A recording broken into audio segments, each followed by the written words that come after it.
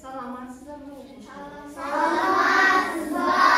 Қазақ тілі сабағымызды бастаймыз. Бүгінгі біздің сабағымыз өзгеше болмақ. Бізге бүгін сабағымызға қонақтар келіп отыр.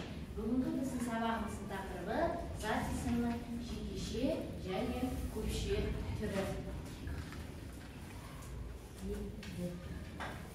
Енді сабағымызды жақсы көңіл күймен бастайық. Олай болса, қалдарың қалай? Жақсы. Жүрістерің қалай?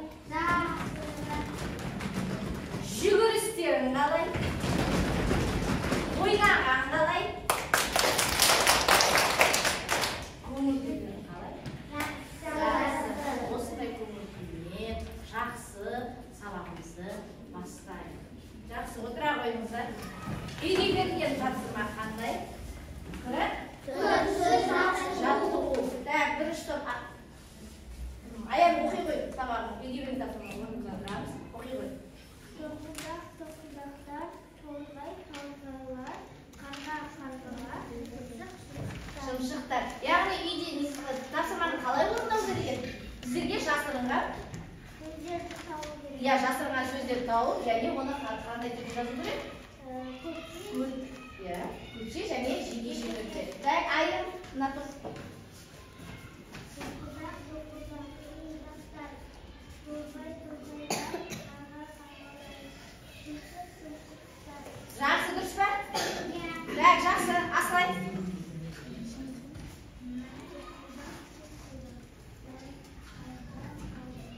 Дауысын шығарсын.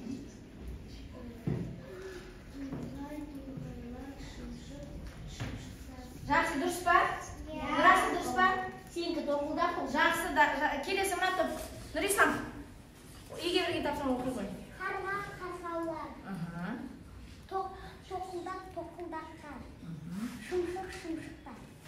Жақсы, дұрыс па? Наргиз, Шарапат, сенікі де солай ма? Тоқылдақ, тоқылдақтар, торғай, торғайлар, шымшық, шымшықтар.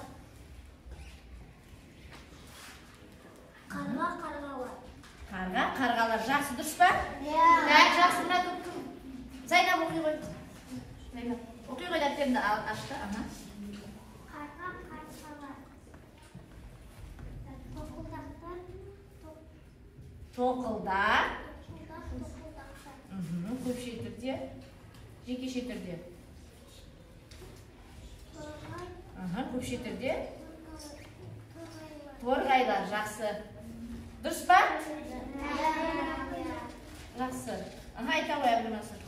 Тоқылдақ, Тоқылдақтар. Сұрақ қойшы. не? Жекеше ма, көпше ма? Нелер тоқылдақтар. Торғайлар. Шымшықтар. Қарға, қарғалар. Жақсы, жарайсыңдар. Қазір қандай бөлімді өтіп жатырмыз? Қандай бөлімді өтіп жатырмыз? Салт дәстүр және ауыз әдебиет. Жақсы. Енді салт дәстүр десек нелер жатыр ғой?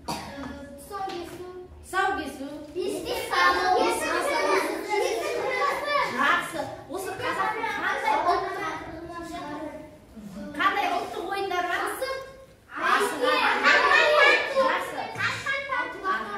Асықты қайдан аламыз, Мансұр? Қойдан аламыз. Яғни қойдың аяғынан аламыз. Жақсы. Біз бүгінгі сабақта балалар үйдің 4 түрлі жануарлар туралы өтетін боламыз. Яғни бірінші топқа беріп отырған топ атамыз сиыр, сиыр боласыздар. Екінші топ түйе, үшінші топ қой, төртінші топ жылқы. Енді сабақ барысында әр орындаған тапсырмаға сай өздеріңізге сол топтың, яғни жануарлар түліктерін беретін боламыз. Енді сіздерде сиырдың қандай пайдасы бар? Қандай пайдасы бар, айтамын өтіп? Не аламыз сиырдан? Сүт аламыз. Сүттен не аламыз? Қаймақ. Қаймақ. Так, сіздер түйенің қандай пайдасы бар? Шұбат аламыз, оның қандай пайдасы бар? Құрт аламыз, шұбат. Тағы сіздер қойдың Қойдың қойдың жүнінен Киімдер жасауға тағы. Қойдың еті пайдалы ма? Жейміз ба? Жақсы сіздер. Жылқы қандай пайдасы бар? Орнынан тұра қоямыз.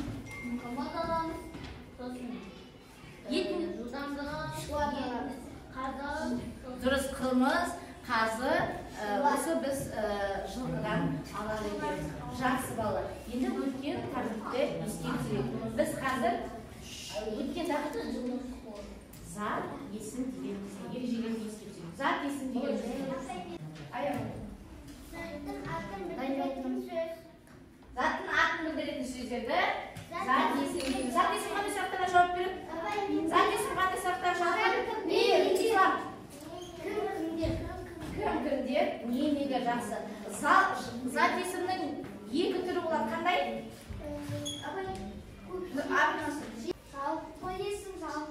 Жалпы есім, бір-бірімізге мен сұрақты оқушыға қойып тұрмын. Жалпы есім дегеніміз не? Айта қойып. Жалпы есімдеріміз адамның атын,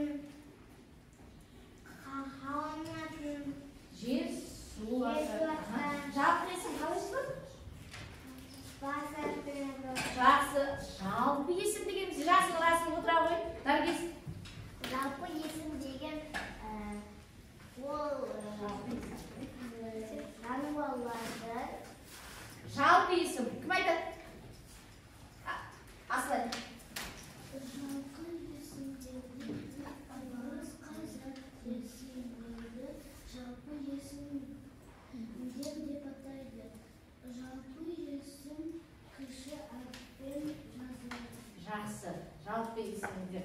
Енді тағы да екі түрі бүгін өтіп жатқанымыз жекеше және көпше түрі. Жекеше түріміз енді біз тағы екінші сабағымыз тағы да есімізге түсіріп жіберейік. Зат есімнің жекеше және көпше түрі болады. Жекеше түрі кім не деген сұраққа жауап береді? Көпше түрі кімдер, нелер деген сұрақтарға жауап береді екен. Жақсы, енді дәптерімізді ашайық, күннің жадына жазайық.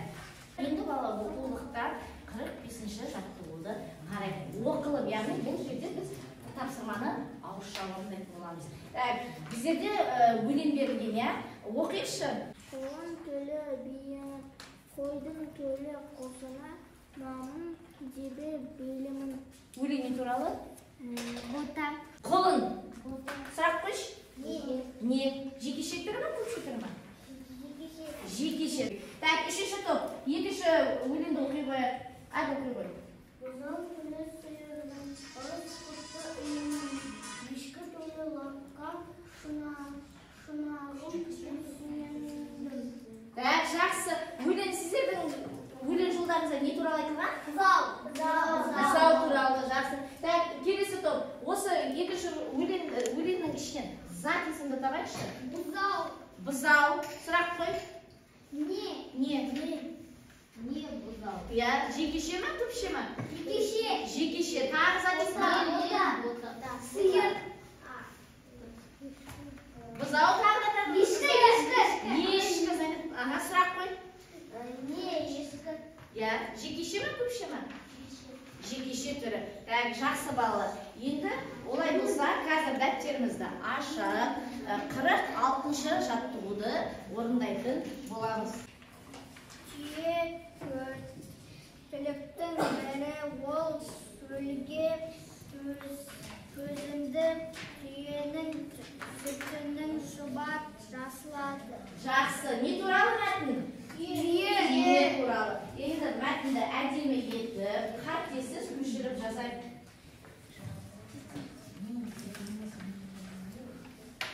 Қатесіз көшіреміз балам. Таныс өткіріп өттірейін. 46-шы жаттығу әдемі көшіріп жазамыз.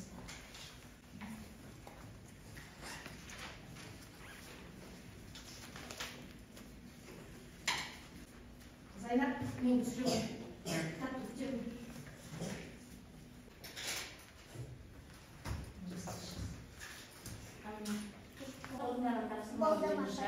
Әр топқа бір өзінің сіздер сиыр тобының төлі қандай сиырдікі?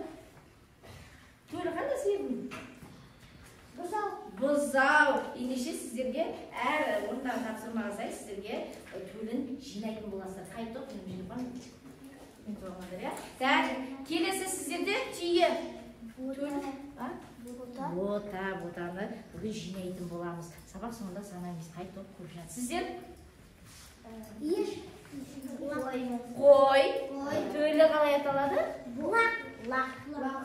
Қозы жарайсың. Бүгін біздер қозыны жинайтын боламыз. Сіздерде? Жылқы, оның төлі қалай? Құлын жарайсыздар. Сіздер әр құлыншақ дейді. Яғни әр орындағы тапсырма сайын осы құлыншақтарымызды жинап отырамыз. Жақсы болды, жазды. Енді шамалы ойымызды сергіп алайық. Орнымыздан тұрып, сергіту сәлін жасаймыз.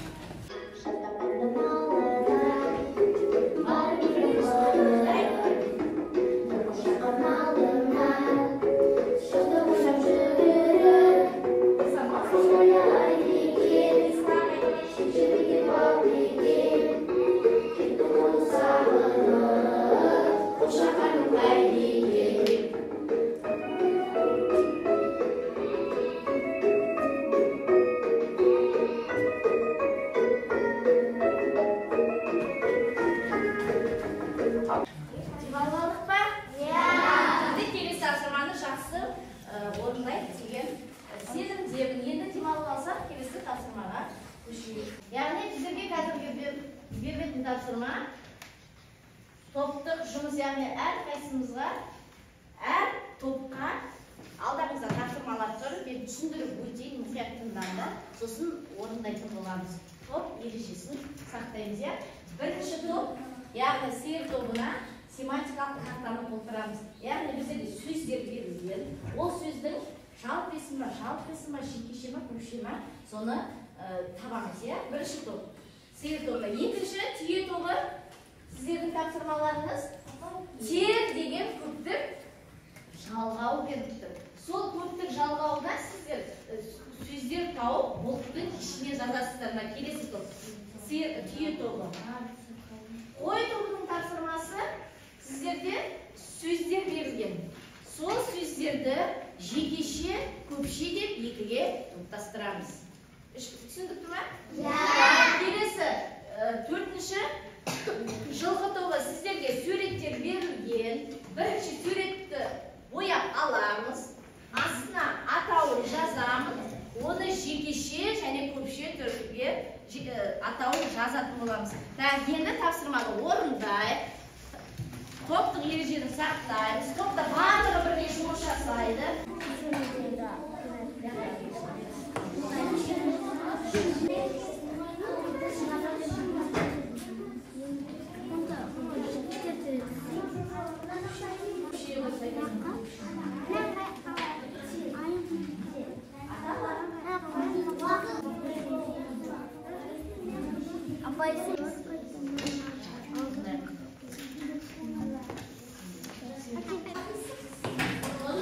Тапсырманы аяқтап болсақ, келесі тапсырма барлығымыз ортаға шығып, әркім топқа берілген тапсырманы оқып шығайық. Мына жерде келе қой бірінші топ. Құлын, ол бір ғана сөз. Ол жекеше. Дұрыс па? Құлын жалпы есім, жекеше. Келесі. Жалпы есім. Жекеше, көпше? Жекеше. Жақсы. Келесі. Ал құлындар ол жалпы есімге жатады. Ол құлындар деп барлық сөзді айтыпты. Көп құлындар айтып тұр. Ол көпшеге жатады. Көпшеге жатады. Жақсы. Келесі тез айтамын. Ана жалпы есімге жатады. Жақсы. Тара есімге жатады. Жеке, жалпы ма, жалпы ма? Жалпы, Енді балалар, сіздердің көптік тек жалғауына сөздер тауып жазуымыз керек. Айта, оқып шыға ғой. Есіктер, жидектер, Нұрасыл? Етіктер, жігіттер, Дәптер. Келе ма? Дәптер. Дәптерлер. Жақсы. Іліңіз. Іле қоясың. Сіздердің тапсырмаларыңыз сөздер берілген, соны топтастыруыңыз керек. Жекеше және көпше. Жекеше Наргиз оқып шыға ғой. Ертегі, бөлген, лақ, қой, асхана, ертегі, дәрігер. Дұрыс па? Так, келесі көпшені ілесам. Оқушы, бұзаулар, дәріханалар, өлеңдер, құстар, сиырлар, боталар, сиырлар. Сиырлар, жақсы. Дұрыс па? Көпшені жақсы жайсыңды орнымызға іліп қояйық. Келесі топ. Суреттерді боя, атауын жекеше және көпше түрде жазуымыз керек. Тыңдайық, дұрыс па? Күрек, балға бар, ара бар, дәптерлер. Дәптерлер, дұрыс па? Жақсы жарайсыңдар, 3 шапалақ барлығымызға. Жақсы, енді мына берілген тапсырмалар бойынша біздерге дұрыс тапсырманы дұрыс орындаған. Біздерде қай топ? Қой тобы және жылқы сіздерге төлдерін беретін боламыз. Жақсы балалар, енді келесі тапсырмаға көшейік. Келесі тапсырма 47-ші жаттығуды орындайтын боламыз. Оқулықтан 47-ші жаттығуды ашайық. Салмаймыз, 47-ші жаттығуды ашайық. Ай, оқыш даусын шығармыз. 47-ші жаттығу. Тапсырмасын оқымай қой, не істеу керек? Қалай орындаймыз?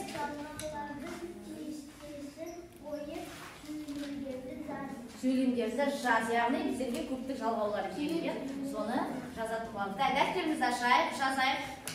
47-ші жаттығу. Маған әр тақтан бір оқушы орындайық. Тақтада кім орындайық? Айыр, бірінші сөйлем оқи қойш? Сөйлем толық оқи қой. Түйелер? Боздайды. Түйелер боздайды. Енді осы зат есімді сөз құрамына қалдаш. Зат есім қой? Сөз құрамына түйелер түбірі. Түбірі. Сөз құрамына қалдақ. Түбірі. Түйе олар. Түбірі қосымша сағажаттар олар.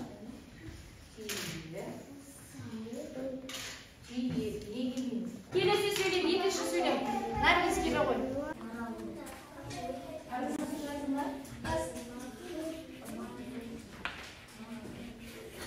Наргиз қалдай ғой. Түбірі, сиыр, лар олар.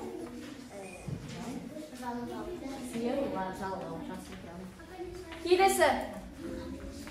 Сіздерге тапсырма. Соңғы 4-ші сөйлемді сіздер жазайық. Кім жазады? Мен. Сіздердің әр топқа тапсырманы дұрыс орындады. Әр топқа бір-бір төлдерімізден беретін боламыз. Келесі тапсырма балалар 48-ші жаттығуға назар аударайық. Бұл тапсырмада ауызша орындайтын боламыз. Тапсырма Әлихан. 48-ші жаттығуға қарай біздерде жерлердің ішінде жасырынған сөздер берілген. Сол сөздерден төлдің атын табуымыз керек. Кім табады? Келе қояшы. Қандай сөз шығады? Сиыр. Қайда сиырды көрсетші маған? Міне тақтада сиыр қайда сиыр? Жақсы, келесі кім айтады? Шарапат келе қояшы. Шарапат. Келесі қандай сөз шығады бізде?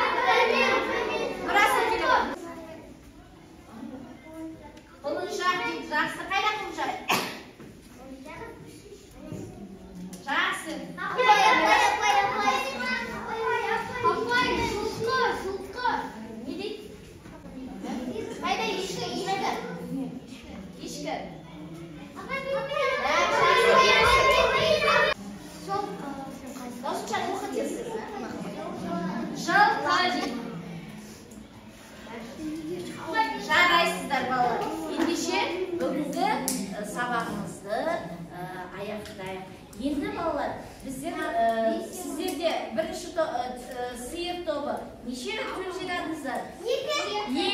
Сіздер? 2. Сіздер? 3. Жақсы балалар. Бүгінгі сабақта белсенді қатысқан бағаланатын болады. Енді балалар, сіздерге үйге тапсырма, мына бүгінгі төлдер, төлдер туралы үйде өзіне қай төл ұнайды, соған 4 жол бөлек жазып келеміз.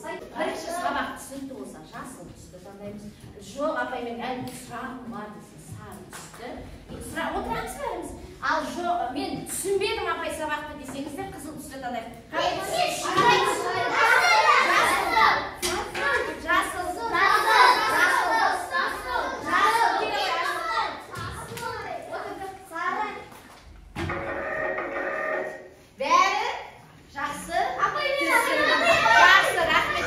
Осымен біз бүгінгі сабағымызды аяқтаймыз.